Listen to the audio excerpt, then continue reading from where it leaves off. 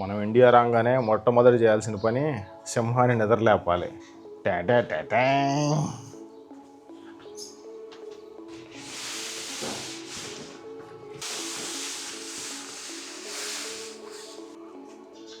ఇదే మన సింహం. మొత్తం దుమ్ము పట్టిపోయి ఉంది. తీసుకెళ్ళి వాషింగ్ చేయించాలి. మొత్తం తీసి 6 నెలల పైన అవుతుంది. ఎంత ఎండున్నా సరే ఒక్కసారిగా ఇట్లా క్లౌడీ క్లైమేట్ క్రియేట్ అయితే ఒక షార్ట్ రైడ్ వేస్తే సూపర్ అబ్బా. ఏ మాట కామాట. ఒకసారి దీని నిద్ర నుంచి లేపుదాం.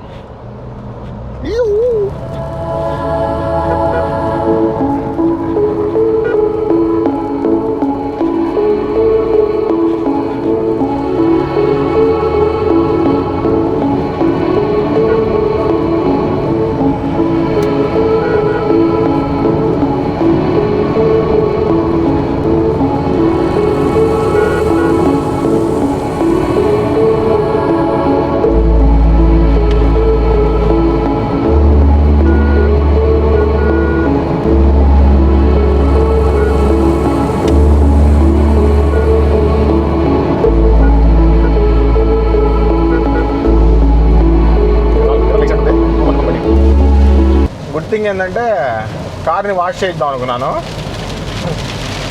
సో నేచర్ వాష్ జరిగిపోతుంది. సూపర్.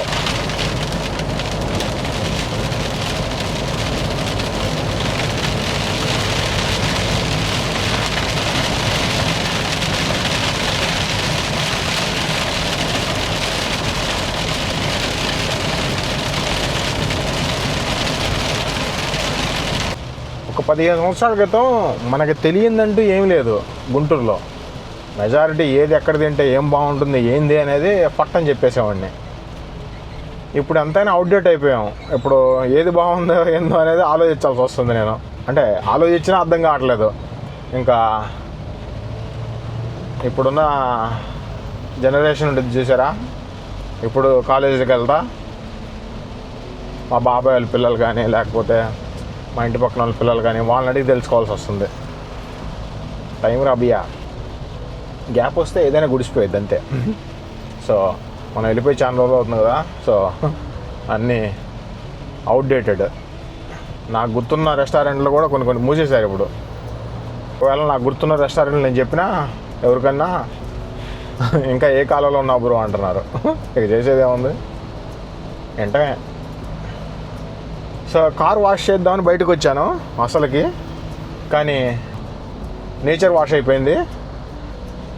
ఇక్కడ చేపిస్తాను లెఫ్ట్ సైడ్లో చూసారు, అక్కడ చేస్తాను ఇప్పుడు. సో నేచర్ వాష్ అయిపోయింది కాబట్టి ఇంకా ప్రస్తుతానికి అవసరం లేదు. ఇవాళ వర్షం పడిందంటే ఇక రేపటి నుంచి ఎండలు ఎట్లుంటాయో ఏంటో. రచ్చరంబోలని అనుకుంటా ఇంక రేపటి నుంచి. ఈ సమయంలో వెళ్ళి లెమన్ టీ వేసామనుకోండి, అబ్బో కేకో కేకహ కేకభ్య. అదేందో రమ్మన్నప్పుడు తెలుగు రాలేదు నాకు. కుక్కను కొట్టినట్టు కొట్టాడు మా తెలుగు సార్ నన్ను, తెలుగు రాయటం రాకపోతే. ఇప్పుడేమో వద్దన్నా సరే ఇలాంటివి వస్తాయి. ఏంది బండి లెఫ్ట్కి లాగుతుంది?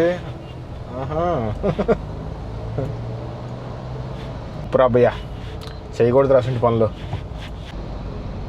మీకెవరికైనా గుంటూరులో బెస్ట్ ఫుడ్ సజెషన్ స్పాట్స్ అని ఉంటే కామెంట్స్లో పింగ్ చేయండి.